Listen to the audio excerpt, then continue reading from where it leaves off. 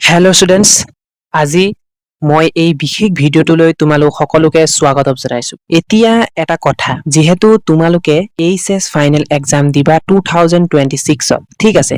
এতিয়া সেই ফাইনেল এক্সামত তোমালোকে কেনেদৰে পঢ়িলে 80 বা 80+5 পাবলৈ সক্ষম হ'বা, আজি সেই বিষয়ে কথা পাতিম। মই 2025ত এইচএছ ফাইনেলত 80.2% উত্তীৰ্ণ হোৱা এজন ছাত্ৰ হয় আৰ্টছ ষ্ট্ৰীমৰ, আৰু মই 4খন বিষয়ত লেটাৰ পাইছিলোঁ। এইখন চোৱা তুমি মোৰ মাৰ্কশ্বিট। এই মাৰ্কশ্বিটত মই সকলো দেখুৱাই দিছোঁ। তোমালোকে চাই লৈ মই কিমান নম্বৰ পাইছোঁ, ঠিক আছে। এতিয়া কথা হ'ল যে তোমালোকে কেনেদৰে পঢ়িলে মোৰ দৰে 80 বা আৰু তাতোকৈ অধিক 85+ পাবলৈ সক্ষম হ'বা, তাৰ বিষয়ে আজি এই ভিডিঅ'টোত ক'ম। তো পোনপ্ৰথমে তোমালোকে 80 বা 80+ বা 85+ পাবলৈ ৰুলছ এণ্ড ৰেগুলেশ্যন কেইটা মই দি দিছোঁ। প্ৰথমটো হৈছে ষ্টাডি এভৰিডে, অৰ্থাৎ কি? সদায় পঢ়িবা। তোমালোকে যদি এদিন দুদিন খুটি কৰি কাইলৈ পঢ়িম, পৰহিলৈ পঢ়িম তেনেকে কৈ থাকা, তেন্তে তোমালোকে কেতিয়াও 80 বা 85 নোপোৱা, ঠিক আছে। তোমালোকে সদায় পঢ়িবা। কেতিয়াবা তোমালোকৰ বেমাৰ আজাৰ হয়, তেতিয়া তোমালোকে দেখিবা যে বেমাৰ আজাৰ ভাল হোৱাৰ পিছত তোমালোকে যদি পঢ়া, তেতিয়া এনেকুৱা লাগে যে পাহৰিলো নিচিনা লাগে, হয়নে?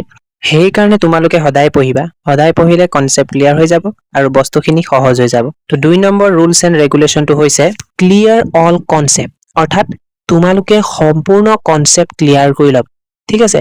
যিয়ে হওক, তোমালোকে ছায়েন্সতে পঢ়িছা, আৰ্টছতে পঢ়িছা, কমাৰ্চতে পঢ়িছা, কিন্তু তোমালোকে কি কৰিব লাগিব? কনচেপ্টসমূহ সকলো ক্লিয়াৰ কৰিব লাগিব। যদি তোমালোকৰ কনচেপ্ট ক্লিয়াৰ হয়, তেন্তে যিকোনো প্ৰশ্নই নাহক কিয় তোমালোকে লিখিব পাৰিবা, ঠিক আছে।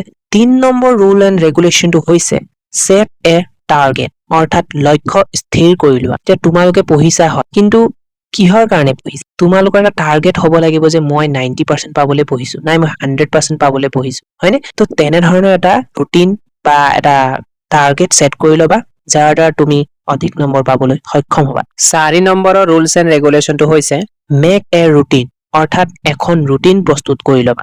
মই এইটো কোৱা নাই যে ৰুটিনখন তোমালোকে ফ'ল' কৰিবা, কিন্তু যদি তোমাৰ টেবুলৰ সন্মুখত এখন ৰুটিন থাকে, তেতিয়া সেই ৰুটিনখন চাই তোমালোকে পঢ়িবলৈ অধিক ভাল লাগিব। তে তোমালোকে ভাবিবা যে আজি মই এই ছাবজেক্টটো পঢ়িবলৈ সময় নহ'ল, তো কাইলৈ পঢ়িবা। আকৌ তেনেকে কৰি তোমালোকে দিনত 4-5টা ছাবজেক্ট কমপ্লিট কৰিবলৈ সক্ষম হ'বা, যদিহে তোমালোকে এখন ৰুটিন ফ'ল' কৰা, ঠিক আছে।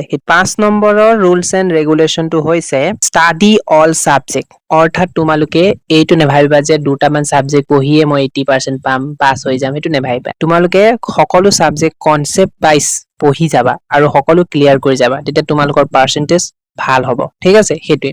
তাৰপিছত 6 নম্বৰৰ ৰুলছ এণ্ড ৰেগুলেশ্যনটো হৈছে always imagine the result day, অৰ্থাৎ ৰিজাল্টৰ দিনটো সদায় ইমাজিন কৰি থাকিবা যে ৰিজাল্টটো দিওঁতে মই ইমান পাৰ্চেণ্টেজ পালোঁ, মোৰ মা দেউতাই ইমান ফূৰ্তি কৰিছে, হয়নে?